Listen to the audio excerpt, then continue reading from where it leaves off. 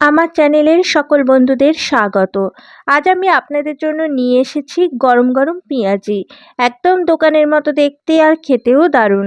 সামান্য কিছু উপকরণ দিয়ে আপনারাও ঝটপট বানিয়ে ফেলতে পারবেন এইরকম গরম গরম পেঁয়াজি। আমার এইরকম সুন্দর সুন্দর ভিডিও পাওয়ার জন্য সাবস্ক্রাইব করে দিন আর পাশে থাকা বেল আইকন বাটনটি ক্লিক করে অল করে দিন। তাহলে আমার সমস্ত নিত্য নতুন ভিডিও সবার প্রথম আপনার ফোনে পৌঁছে যাবে। তাহলে চলুন পেঁয়াজি রেসিপির পুরো ভিডিওটা দেখে নেওয়া যাক। গরম গরম পেঁয়াজি তৈরি করার জন্য সবার প্রথম এখানে 5টা পেঁয়াজ নিয়েছি। পেঁয়াজ ছোট বড় এরকম মিলিয়ে আমি 5টা নিয়েছি। পেঁয়াজের বাইরের যে খোলাটা আছে সেই খোলাটা ছাড়িয়ে নিয়ে খুব ভালো করে ধুয়ে নিয়ে কেটে নেব।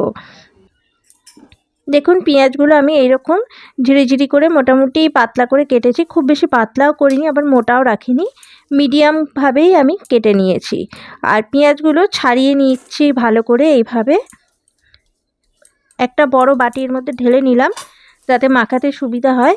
এইরকম করে খুব ভালো করে পেঁয়াজগুলো ছাড়িয়ে নিচ্ছি যাতে একটার সঙ্গে একটা লেগে না থাকে। এই মুখগুলো জোড়া আছে সেই জন্য খুব একটা ছাড়ছে না। দেখুন পেঁয়াজগুলো আমি খুব ভালো করে ছাড়িয়ে নিয়েছি। এবারে বেসন দিয়ে দিচ্ছি। প্রথমে 5 চামচ বেসন দিয়ে দিচ্ছি, তারপরে লাগলে আবার দেব।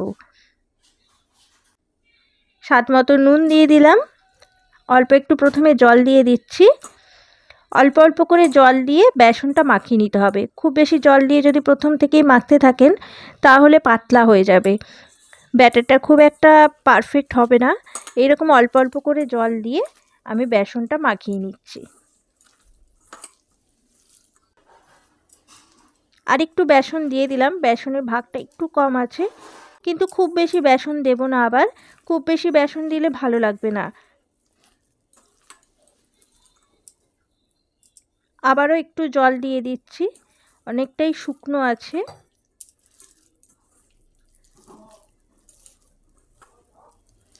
এইভাবে বেসনটা খুব ভালো করে মাখিয়ে নিতে হবে। খুব ভালো করে মাখিয়ে নিয়েছি। এবারে কাঁচা লঙ্কা কুচি দিয়ে দিলাম। আপনারা যেরকম ঝাল খাবেন সেই রকম কাঁচা লঙ্কা ব্যবহার করবেন। প্রথমে কাঁচা লঙ্কা দিয়ে মাখিনি, কারণ ঝাল অনেকটা হাতে লেগে যাবে, সেই জন্য পরে কাঁচা লঙ্কা দিয়ে বেসনটা আরেকটু মাখিয়ে নিলাম। এবারে প্রায় 5 থেকে 7 মিনিট ঢাকা দিয়ে এইভাবে রেখে দেব। এবারে গ্যাস জ্বালিয়ে দিলাম। সর্ষের তেল দিয়ে দিচ্ছি কড়ায়। বেশ কিছুটা পরিমাণে তেল দিয়ে দিতে হবে। আপনারা চাইলে সাদা তেলেও এই রেসিপিটা তৈরি করে নিতে পারেন। তেল গরম হয়ে গেছে। এবারে পেঁয়াজিগুলো আমি একটা একটা করে এইভাবে দিয়ে দেব।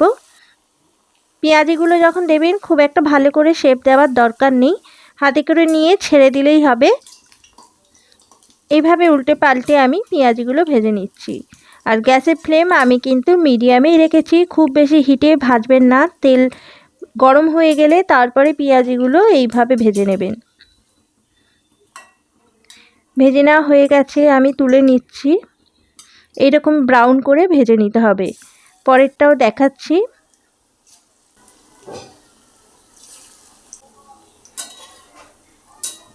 এই একইভাবে সমস্ত পেঁয়াজিগুলো আমি ভেজে নিচ্ছি।